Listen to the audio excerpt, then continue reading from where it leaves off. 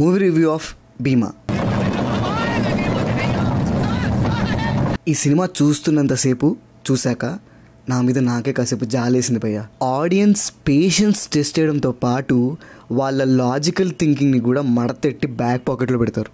గోపీచంద్ గారి లుక్స్ చూసి అండ్ ఫిల్మ్కి సంబంధించిన ఇంటర్వ్యూస్ చూసి ఖచ్చితంగా ఇది ఒక కంబ్యాక్ ఫిల్మ్ అవ్వబోతుంది అని అనుకున్నాను కమర్షియల్గా. కాకపోతే కమర్షియల్లీ ఈ సినిమా పరిస్థితి ఏంటో తెలియదు కానీ థియేటర్కి వెళ్ళి కూర్చున్న ఆడియన్స్కి మాత్రం ఖచ్చితంగా హెడ్ఏక్ మాత్రం ఫ్రీగా వస్తుంది. ఫ్రీగా కూడా కాదు, 250 పెట్టి కొనుక్కుంటే వస్తుంది. ఈ ఫిల్మ్ కాప్ ఫిల్మా, సూపర్ న్యాచురల్ ఫిల్మా, అసలు ఏ జానర్లో తీశారో వాళ్ళకే డౌట్ ఉన్నట్టు అనిపించింది నాకైతే.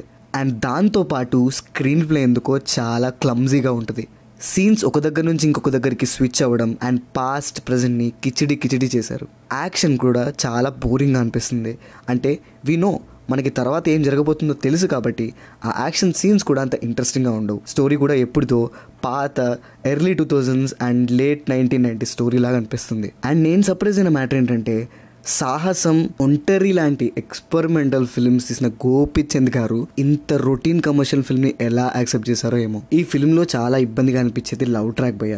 ఈ ఫిల్మ్లో ఏంటో ఫీమేల్ క్యారెక్టర్స్ చాలా ఆడ్గా బిహేవ్ చేస్తాయి, దానికి తగ్గట్టే మేల్ క్యారెక్టర్స్ రియాక్షన్స్ కూడా ఉంటాయి. చూస్తున్నంతసేపు అరే మనుషులు ఇలా కూడా బిహేవ్ చేస్తారా అని అనిపిస్తుంది అండ్ చాలా ఇరిటేటింగ్గా ఉంటుంది. దాన్ని లవ్ స్టోరీ అని కూడా అనకూడదు అనుకుంటా.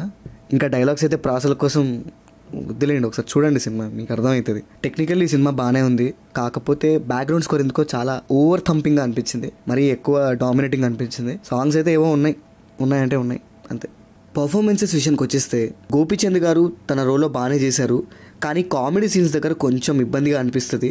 కానీ అది మినహాయిస్తే చూడడానికి మాత్రం డైనమిక్గా అనిపించారు. అండ్ ఆపోజిట్గా మాలవిక గారు చేశారు, చూడడానికి బ్యూటిఫుల్గానే ఉన్నారు, కానీ సీన్సే సపోర్ట్ చేయలేదు. హీరోయిన్ వెళ్తున్న ప్రతిసారి హీరోయిన్ బ్యాగ్ చూడడం, ఆ బ్యాగ్ చూడడం కాదు నన్ను చూడు అని చెప్పి హీరోయిన్ కాన్షియస్గానే హీరోకి సిగ్నల్ ఇవ్వడం చాలా ఇరిటేటింగ్ అనిపిస్తుంది భయ్య. అది మాత్రం ఫిల్మ్లో ఫారినర్స్ ఉంటారు, వాళ్ళ డైలాగ్స్ అండ్ పర్ఫార్మెన్సెస్ అయితే కొంచెం ఇరిటేటింగ్గానే అనిపిస్తాయి. అండ్ నాసర్ గారు మిగిలిన వాళ్ళు టీంలో ఉన్న వాళ్ళందరూ ఓకే, అండ్ ఇంకొంతమంది పర్ఫార్మెన్స్ అయితే చాలా బ్యాడ్గా అనిపిస్తుంది. ఒక 2 గంటలు ఒక మంచి యాక్షన్ థ్రిల్లర్ చూడాలి అనే ఎక్స్పెక్టేషన్స్తో వెళ్తే మాత్రం ఖచ్చితంగా డిసప్పాయింట్ అవుతారు. So keep your expectations very low. This is Pranav signing off, team cinema picture.